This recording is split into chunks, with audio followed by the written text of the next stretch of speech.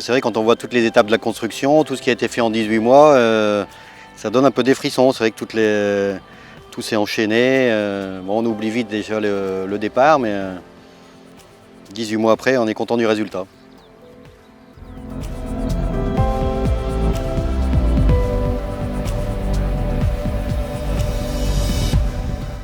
Ouais, donc le lin, c'est vrai que c'est une histoire familiale pour nous. Donc mon grand-père était déjà tailleur de lin et mon père a créé son entreprise en 1957.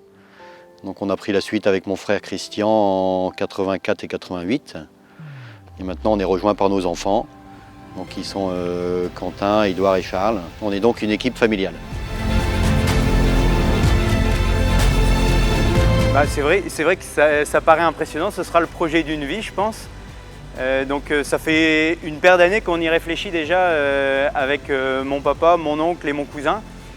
Et donc on s'est implanté ici sur la zone du Griffon, juste à côté de Laon, sur une zone de 8 hectares et demi.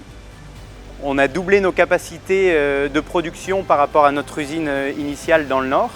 Donc c'est-à-dire qu'on a 2 lignes de production avec la possibilité d'en mettre une 3e à côté. Donc ça représente à peu près l'équivalent de 3000-3500 hectares au début de capacité de taillage dans l'usine.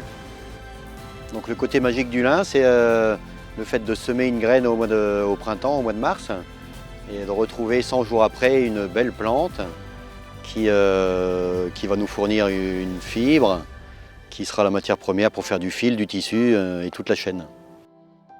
90% de la production mondiale pousse entre Caen et Amsterdam, dont 80% en France. Aujourd'hui, nous, on cultive à peu près 6000 hectares répartis dans différentes zones, le Nord-Pas-de-Calais, la Seine-Maritime et l'Aisne. Le lin est récolté pendant l'été, donc avec divers processus de rouissage, comme je vous l'expliquais tout à l'heure. C'est un petit champignon qui attaque la fibre pour séparer justement toutes ces petites fibres entre elles. On le rentre dans les bâtiments en ferme autour de la fin août et elle sera transformée après dans l'usine qui se trouve derrière moi pour justement extraire la fibre et après l'envoyer en filature. Donc l'opération qu'on effectue dans l'usine, c'est le taillage de lin. Donc c'est la séparation mécanique de la tige qui contient la fibre, qui est l'écorce à l'extérieur. Donc ça qui représente environ 20% du poids. Il y a les fibres courtes qu'on appelle les étoupes. Et ensuite les graines et les anas. Donc ça c'est tous les sous-produits qu'on sépare mécaniquement dans l'usine. Donc nos débouchés pour la fibre longue, c'est donc les filatures qui sont mondiales, donc européennes, chinoises, indiennes.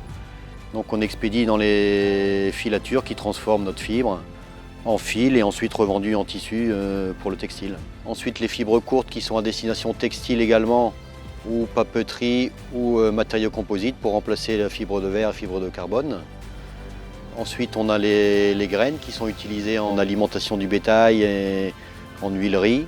Et ensuite on a les anas qui sont les particules de bois à l'intérieur de la tige qui représentent 50% du volume. Et donc les anas sont utilisés à faire des panneaux de particules ou des litières, où il y a des projets également de chaudière biomasse.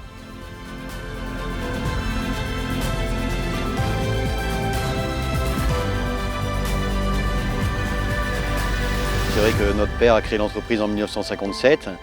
Avec mon frère, on a continué à la développer. C'est le projet de nos enfants et c'est notre projet familial.